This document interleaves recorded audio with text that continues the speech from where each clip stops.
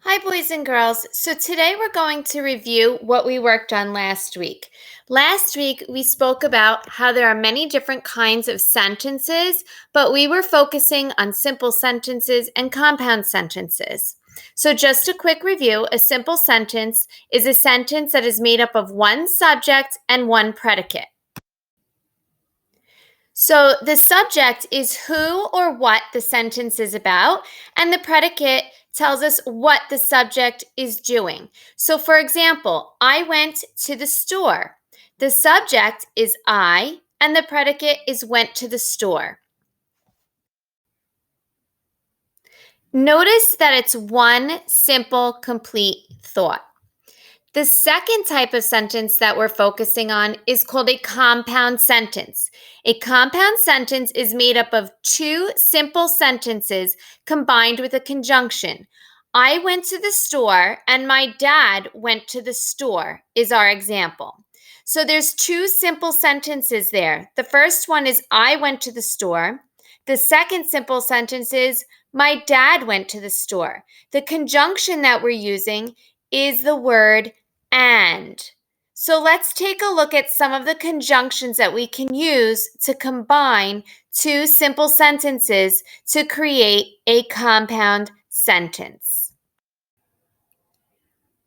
The coordinating conjunctions that we use to combine two simple sentences to form a compound sentence are for, and, nor, but, or, yet, so. So these are the words that we would use. Now that you know what a simple sentence is and what a compound sentence is, it's important to use both kinds of sentences in your writing because that gives you fluency. It makes your writing more entertaining and it makes it so that it's not boring and it makes it easier to read. So now that you know what they are, when you're done writing, when you go back in to edit your writing and make sure that your sentences are clear and make sense, I want you to check to make sure that you don't have sentence fragments, which is a piece of a sentence, or a run-on sentence. So let's take a look at how you can actually edit your work to fix these things in your own writing. Here's an example. Is a piece of writing where the author just doesn't like to use punctuation. So we're going to have to fix that. So I'm going to read it right now the way that it is currently written. See if you can think about what might be wrong with it as I read it.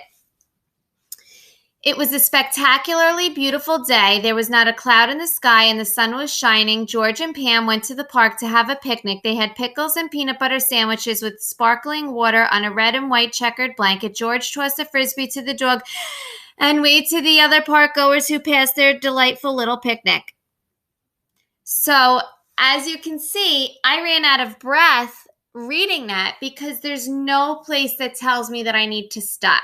So basically what this piece of writing is one long run-on sentence, which many of us do when we're writing just because we get excited about what we're writing about.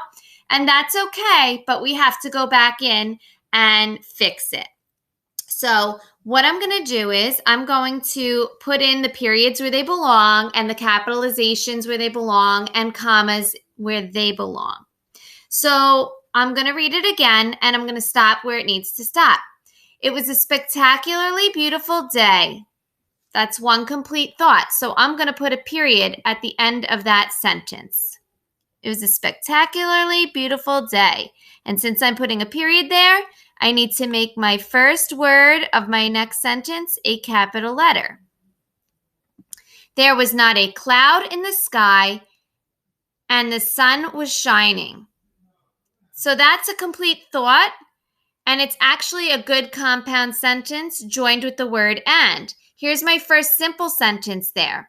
There was not a cloud in the sky. I could put a period there, but I'm going to change it up, and I'm going to make it a compound sentence and use the word and to combine it. Here would be the second simple sentence. The sun was shining, but I'm going to link them together. So I'm going to put a comma after sky.